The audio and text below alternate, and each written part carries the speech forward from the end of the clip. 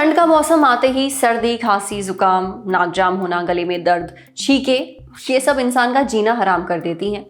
जब भी ऐसा कुछ होता है तो इंसान कहता है कि भाई ठंड लग गई है, सर्दी जुकाम हो गया है, कोल्ड हो गया है, क्योंकि ये कुछ बहुत ही आम लक्षण हैं। सर्दियों में तो ऐसा होता ही है, पर हर खांसी, हर छींक, नाक का जाम होना, गले में दर्द होना सामान्य सर्दी जुकाम नहीं होता है।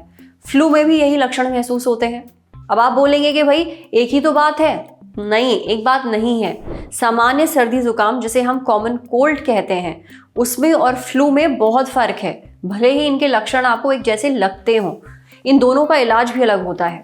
अगर आप फ्लू को महज सर्दी जुकाम समझकर घरेलू नुस्खों से ठीक करने की कोशिश करते हैं तो तबीयत और ज्यादा बिगड़ सकती है। आज सेहत के इस एपिसोड में हम डॉक्टर से समझते हैं कि फ्लू और कॉमन कोल्ड, यानी कि जो सामान्य सर्दी जुकाम है, इनमें क्या फर्क होता है। फ्लू और कॉमन कोल्ड होने के क्या क्या अलग अलग कारण हैं, इनके लक्षणों में क्या फर्क होता है, साथ ही जानेंगे इनसे बचने के तरीके और इलाज। तो सुनिए। Powered by Sensodyne K। बस पैक नहीं है। SLS पैराफिन और दूध का करंट भी कौन, तो लाइफ का करंट ऑन, कुछ भी तो ट्राई करके देख ले। Sensodyne K toothpaste for sensitive teeth. Common cold मतलब सामान्यतः ये एक साधारण बीमारी है जिसमें जो सिम्टम्स हैं 3 से 4 दिन तक रहते हैं, जबकि कि फ्लू जो है वो एक थोड़ा सा उसका बड़ा रूप है, या समझ लें कि सर्दी खांसी के साथ इसमें बाकी समस्याएं भी हो सकती हैं, जिसके लिए अस्पताल में भर्ती होने की ज़रूरत पड़ सकती है, निमोनिया हो सकता है, या इसके गंभीर परिणाम भी हो सकते हैं। कॉमन कोल्ड बेसिकली 3-4 दिन में आमतौर पर जो देसी नुस्खे हैं उनसे भी ठीक हो जाता है, या आप ओवर द काउंटर दवाइयां हैं जैसे पैरासीटामोल है या कोई भी एंटी एलर्जिक सेट्रिजिन वगैरह से ठीक हो जाएगा। जबकि कि फ्लू के लिए आपको अपने चिकित्सक से परामर्श करना पड़ेगा, क्योंकि ये बीमारी थोड़ी खतरनाक हो सकती है, जिसमें अस्पताल में भर्ती होने की भी ज़रूरत पड़ जाती है अगर सही समय पर इलाज ना हो। कॉमन कोल्ड या सामान्य सर्दी जुकाम है, ये करीबन 200 तरह किस्म के वायरस से होता है, और आमतौर पर जो मोस्ट कॉमन है, जो सबसे ज़्यादा, वो राइनो वायरस एक प्रजाति होती है वायरस की, उससे होता है। जबकि फ्लू जो है, इन्फ्लुएंजा, या तो इन्फ्लुएंजा ए या बी, या कई बार पैरा इन्फ्लुएंजा वायरसेस होते हैं। इसमें जो इन्फ्लुएंजा ए वायरस है उसमें खासकर H1N1, जैसे नाम सुना होगा आपने, स्वाइन फ्लू का, जो आज से 10 साल पहले जिसने काफ़ी लोगों को गंभीर रूप से बीमार किया था, वो भी एक इन्फ्लुएंजा की या फ्लू की ही एक वैरायटी है। H1N1 या H3N2 ये 2 किस्म के प्रजातियां हैं इन्फ्लुएंजा ए में, और इन्फ्लुएंजा बी से भी जो बीमारी होती है वो भी काफ़ी गंभीर हो सकती है। और इन दोनों के लिए जो शुरुआत में ही आपको जब लक्षण होते हैं, जब आने चालू होते हैं, तभी आपको अपने डॉक्टर से परामर्श करना चाहिए। जो पैरा इन्फ्लुएंजा वायरसेस होते हैं वो भी एक किस्म का फ्लू होता है, लेकिन उसमें जो सिम्टम्स हैं वो बहुत ही माइल्ड होते हैं या बहुत ही हल्के सिम्टम्स होते हैं, उसमें खास इलाज की ज़रूरत नहीं होती है। कॉमन कोल्ड में आमतौर पर जो सिम्टम्स हैं या जो लक्षण हैं वो रहेंगे कि आपको सर्दी जुकाम है, एक हरारत सी शरीर में रहती है, लो ग्रेड फीवर हो सकता है, हल्का फुल्का बदन दर्द होता है, कमजोरी लगती है, थकान महसूस होती है। ये आमतौर पर कॉमन कोल्ड में है। जबकि फ्लू में यही सिम्टम्स हैं या ये लक्षण हैं थोड़े से ज़्यादा गंभीर होते हैं।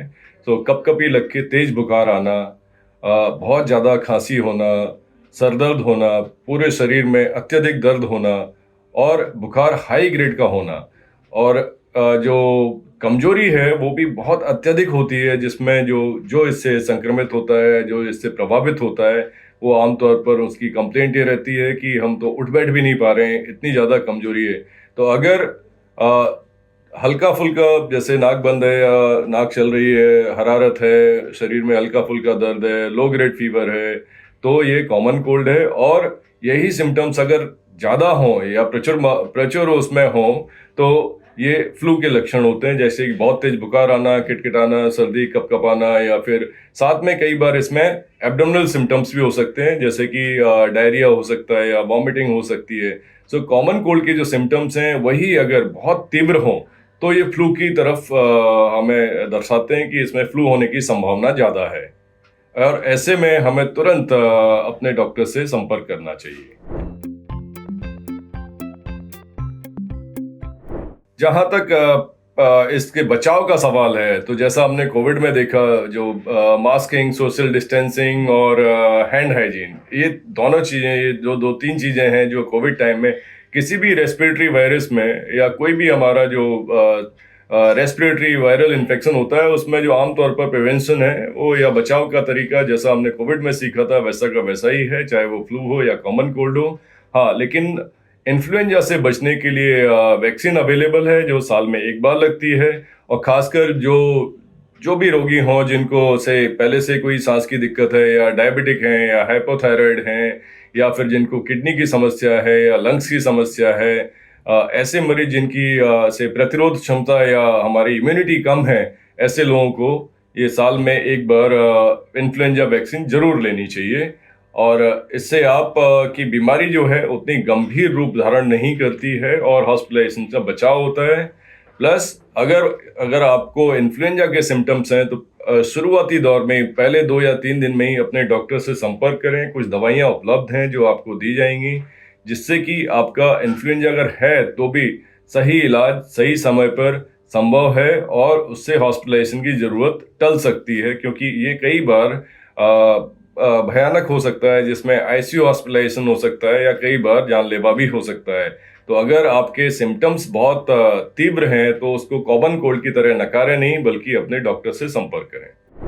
समझे कॉमन कोल्ड और फ्लू में क्या फ़र्क है और इसे जानना क्यों इतना ज़रूरी है।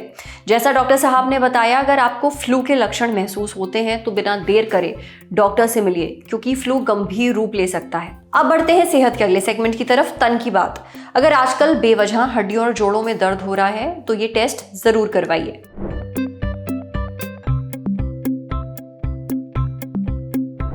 अचानक हड्डियों और जोड़ों में दर्द होने के कई कारण हो सकते हैं। असल वजह क्या है ये सही जांच से ही पता चलता है, इसलिए जरूरी है कि ऐसे दर्द को इग्नोर ना किया जाए और समय रहते डॉक्टर से मिलकर कुछ टेस्ट करवाए जाएं। कौन से ये टेस्ट जो पेशेंट को करवाने चाहिए, ये हमें बताया डॉक्टर कंदर्प विद्यार्थी ने। सबसे पहला टेस्ट एक्सरे करवाया जाता है। एक्सरे में टूटी हड्डी या हड्डी को लगी चोट का पता चल सकता है, फिर इलाज उस हिसाब से शुरू किया जा सकता है।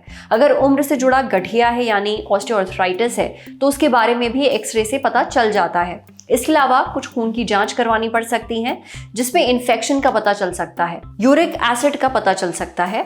रूमेटॉइड अर्थराइटिस के कुछ स्पेशल टेस्ट होते हैं, उनसे भी पक्के तौर पर प्रॉब्लम पता चल जाती है। इसलिए इस दर्द को लिए बैठे मत रहिए, समय रहते जांच करवाइए ताकि सही इलाज मिल सके। समझे। अब बारी है सेहत के आखिरी सेगमेंट की, खुराक यानी झक्कासी हेल्थ टिप। जानिए इम्यूनिटी मजबूत बनाने के लिए दिन भर में कितना विटामिन सी लेना चाहिए। अच्छी इम्यूनिटी के लिए विटामिन सी बहुत ज़रूरी होता है। सर्दियों में फ्लू और अलग अलग वायरस से होने वाली इन्फेक्शन बहुत आम है, जैसे आजकल HMPV के केसेस सामने आ रहे हैं। ऐसे में अच्छी इम्यूनिटी होना बहुत ज़रूरी है। विटामिन सी से इम्यूनिटी मजबूत होती है, ये बहुत ही आम जानकारी है। अब इस चक्कर में कई लोग विटामिन सी के सप्लीमेंट्स लेना शुरू करते हैं तो बंद ही नहीं करते, ये नुकसानदेह है। आपके शरीर को कितने विटामिन सी की ज़रूरत होती है ये हमें बताया डाइटिशियन सौम्या मिश्रा ने। विटामिन सी एक वाटर सॉल्युबल विटामिन है, यानी ये पानी में घुल सकता है। हमारा शरीर विटामिन सी स्टोर नहीं कर पाता। रोज हमारे शरीर को 500 मिलीग्राम विटामिन सी की जरूरत होती है। अगर ये 500 मिलीग्राम विटामिन सी डाइट से ही मिल जाए तो सप्लीमेंट्स लेने की जरूरत ही नहीं है। 700 से 1000 मिलीग्राम से ज्यादा विटामिन सी आपको नहीं लेना चाहिए, क्योंकि शरीर जरूरत से ज्यादा विटामिन सी को स्टोर ही नहीं करता है। जितनी जरूरत होती है शरीर उसको इस्तेमाल करता है और बाकी यूरिन के जरिए शरीर से निकल जाता है। इसलिए कंपनियों के झूठे दावे में मत पड़िए। आज सेहत पर इतना ही। अगर आप एक डॉक्टर हैं, हमसे कुछ शेयर करना चाहते हैं तो जो ईमेल आईडी इस वक्त आपको अपनी स्क्रीन पर दिख रही है उस पर हमें एक मेल भेज दीजिए।